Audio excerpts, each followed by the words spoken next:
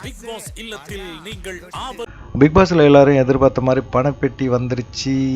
பணப்பெட்டியில் 1,00,000 தான் இருக்குது. இந்த 1,00,000 யாராவது எடுத்துகிட்டு போவாங்களா? நிமிஷம் நிமிஷம் பணம் ஏறிக்கிட்டே இருக்கும். கிட்டத்தட்ட அதை பார்த்தோன்னே தினேஷ் சொல்கிறாப்புல, இன்னொரு சைவர் வரட்டும், கூட பக்கத்தில் ஒரு சைவர் வந்தோன்னே ஒரு 10,00,000 வரட்டும், வேணால் யோசிக்கலாம் அப்படிங்கிற மாதிரி இருக்கிறாங்க.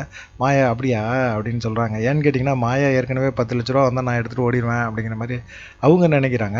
ஆனால் பூர்ணிமா ஒரு 8,00,000 வந்தால் கூட போதும், நான் எடுத்துகிட்டு ஓடிடுவேன், எனக்கு இருக்க பிரச்சனைக்கு அது போதும் அப்படிங்கிற மாதிரி நினைக்கிறாங்க.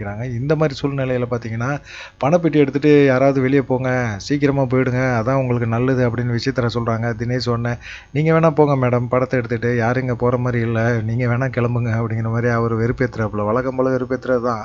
ஆனால் இந்த பணப்பெட்டியை பார்த்துட்டு யார் பணத்தை எடுத்துகிட்டு வெளியேறுவா அப்படின்னு நீங்கள் நினைக்கிறீங்க? விசித்ராவா, மாயாவா, பூர்ணிமாவா, இல்லை விஷ்ணுவா? விஷ்ணுவோட செய்கையெல்லாம் பார்க்கும்போது பணத்தை எடுத்துகிட்டு கிளம்பினாலும் கிளம்பிடுவார் போல இருக்குதே அப்படிங்கிற மாதிரி தோணுது. ஆனால் பார்த்தீங்கன்னா, மணியும் ஒரு மாதிரி தான் இருக்கிறாப்புல. பார்க்கலாம் யார் எடுத்துகிட்டு போவாங்கிறது பொறுத்திருந்து பார்ப்போம். நன்றி, வணக்கம்.